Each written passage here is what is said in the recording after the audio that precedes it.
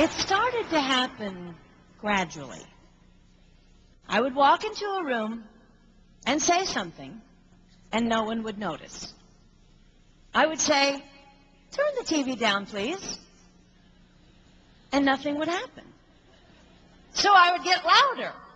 "Turn the TV down, please." Finally, I would have to go over and turn the TV down myself. And then I started to notice it elsewhere.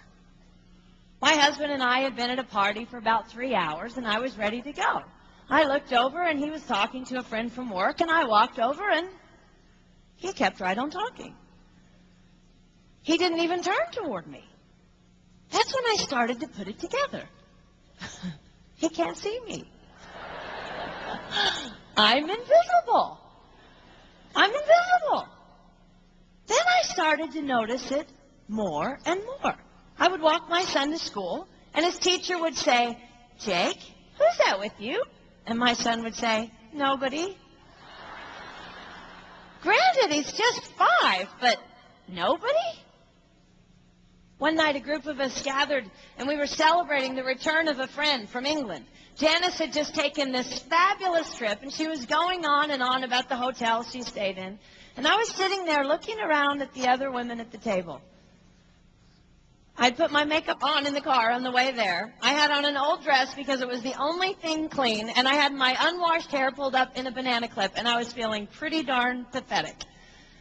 And then Janice turned to me, and she said, "I brought you this."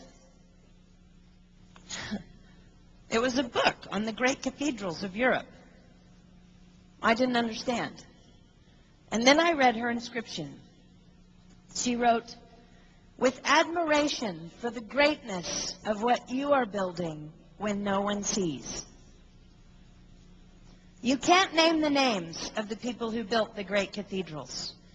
Over and over again, looking at these mammoth works, you scan down to find the names, and it says, "Builder, unknown, unknown, unknown." They completed things not knowing that anyone would notice. There's a story about one of the builders who was carving a tiny bird inside a beam that would be covered over by a roof. And someone came up to him and said, "Why are you spending so much time on something no one will ever see?" And it's reported that the builder replied, "Because God sees."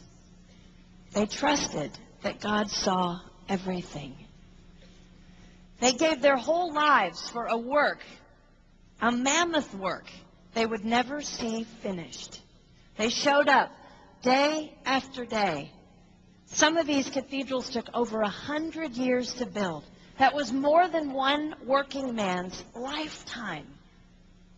Day after day. And they made personal sacrifices for no credit. Showing up at a job they would never see finished, for a building their name would never be on.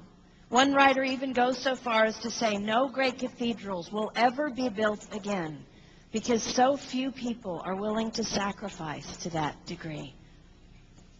I closed the book, and it was as if I heard God say, "I see you.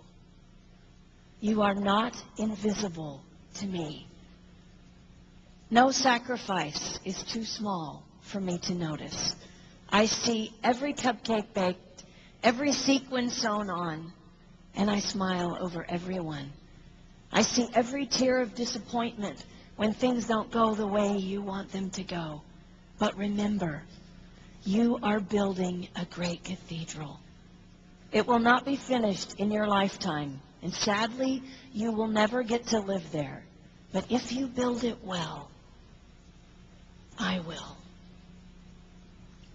At times, my invisibility has felt like an affliction to me. But it is not a disease that is erasing my life. It is the cure for the disease of self-centeredness. It is the antidote to my own pride.